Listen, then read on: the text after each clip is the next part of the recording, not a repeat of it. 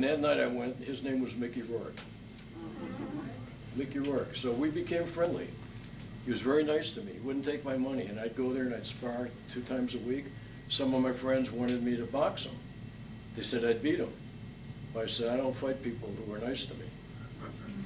So through that, I got really hooked on boxing. I know all the boxers. I represent them all. And that's the kind of stuff I write about in my book. The guys I grew up with, nobody had money. If I were to walk up to one of my friends and say, Jerry, do you have change for $1? The usual response would be, I don't carry that kind of cash. That's true. Our fathers were, a lot of them were junk men, scrap iron metal dealers. They picked up junk, you know, scrap metal. Some were painters like my father, others were cab drivers. I remember when I was in 7th grade in grammar school, and the teacher said, I'm going to go around the class and I want all the boys to stand up and tell me what your fathers do for a living.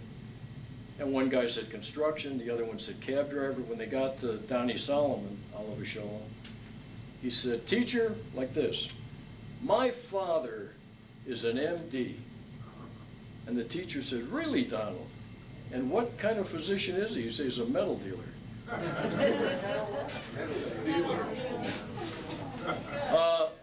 The characters in my neighborhood, when I was driving a cab, I remember certain things, like I was parked at a cab stand on Broadway in Lawrence.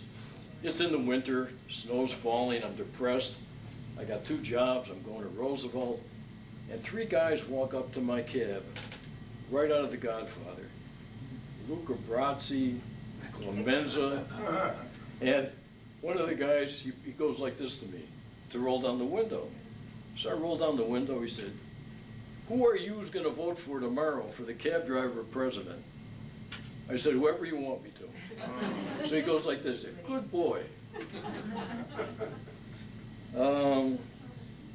Anyway, that's the kind of stuff I write about. I'm selling my book for $10. I'd be honored to sign them for you. If anybody has any questions, any memories about, yes ma'am.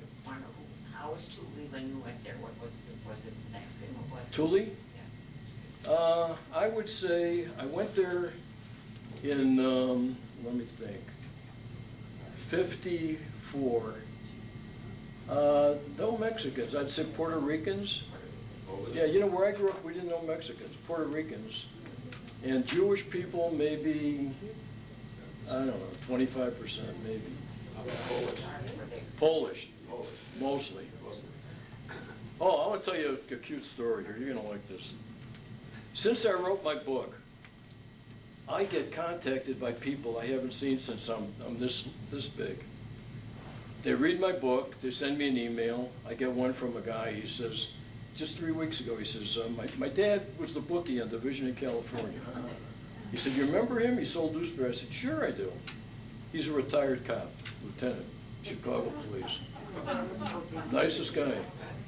Were you there when the Spot was there? The Spot? Oh, of course. First the Humble Spot, then Ricky's. What's that? The Humble Spot, then it became Ricky's. Yeah. And then Rick Melman became the most big. How about Joe Pierce restaurant? I remember it like yesterday, 25 cents for corned beef.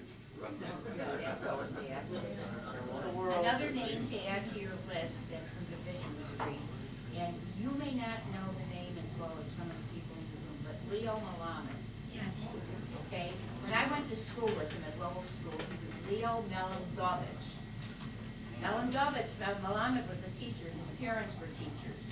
He is the ex-president of the Chicago Board of Trade. No. Retired. I'm putting him on my list. I didn't know. Yeah, from Division. I didn't know. Has a very interesting story. Oh my God. You remember Nate's Barber Shop? Well, he was my uncle, and he owned a barber shop on Division Street, just east of California, near the Spot, near the Humble Spot. And in the back, they would play cards. And the cops would be playing, and the hoods would be playing. They all got along. And Nate became the chief clerk of Cook County. Couldn't read, couldn't write. So if you got a ticket, you went to Nate, and you smeared Nate, who smeared the judge. And when I started driving at 16, all of you will remember this. My father, as soon as I got my license, he gave me a deuce, which was what all the gamblers use, you know, at the racetrack. He said, you wrap this around your driver's license. I said, why? He said, just do what I tell you. And within about 2 days, I'm driving through Humboldt Park. The siren goes on. Cop stops me. I said, well, what'd I do? He said, just shut up. Give me your license. So I handed him the license with the deuce. He says, go home. Did the deuce come back? No, he kept the deuce. Oh, one more thing I'll tell you. So anyway, the book, when I wrote the book, I did not write this book to expect to sell it. I wrote it because, you know, all of us have a story. You get to be our age, you can write a book. I thought mine might be a little bit unusual because I was headed for nowhere and I made a pretty good comeback. And I also wrote the book because my father was one of 9 children who came from a ghetto in Poland, and only one survived, his 92-year-old sister, and I wanted to give her the book. Little did I know my book would be successful. Now, I've been on TV 12 times. Today, I was on Channel 9. A couple of months ago, I was on Channel 5, NBC. I've sold a lot of books. I'm very happy about that. And I was going to tell you one more thing. So my father is the one who motivated me. And once I got motivated, once I started achieving, there was no stopping me. So about 4 years ago, I said to my wife, I said, you know what? There's something else I want to do. I want to be a cop. I always wanted to be a cop. She said, are you crazy? She said, you're old. I said, I don't care. I'm going to do it. So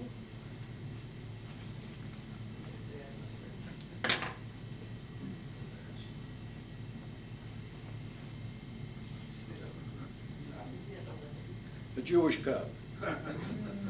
So what happened is I was having lunch with a buddy of mine. He was the chief of police.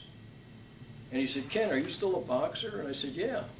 He said, the police department built a boxing gym for at-risk kids. He said, could you train them? I said, yeah. He said, you know, it would really help if you became a cop. So I said, so how do I do that? Well, anyway, that's what I did. So I went to the academy. I was the oldest guy there. I'm 73 now, so I was 68. I'm in there with guys 22 years old, 23. And the first day, the drill instructor, he goes around the class. We're standing like this. Yes, sir. No, sir. I did what I did in Korea 50 years ago. So he says to the first guy, what's your name? He says, Manuel Rodriguez. He said, what do you do, Manuel? I said, I clean pools. Next guy, Jorge Gonzalez. What do you do? Construction. I'm the last guy. He gets to me. He said, oh, and everybody has to give their age. So 22, 23, gets to me, he says, how old are you? I said, sir, I'm 68, sir. He said, are you insane? He said, what do you do? I said, I'm a lawyer. He said, you're a lawyer? Anyway, I did. It was a challenge. I enjoy it. I don't go out in the field. I don't arrest people. My contribution is I train cops. I teach them what to do. By the way, my wife's a district attorney in Los Angeles. She specializes in murder trials. But we put on training sessions, we train the police on how to conduct themselves in the courtroom. Anyway, that's my book. I'll be happy to sign it for you. I really appreciate you coming, and I thank you very much.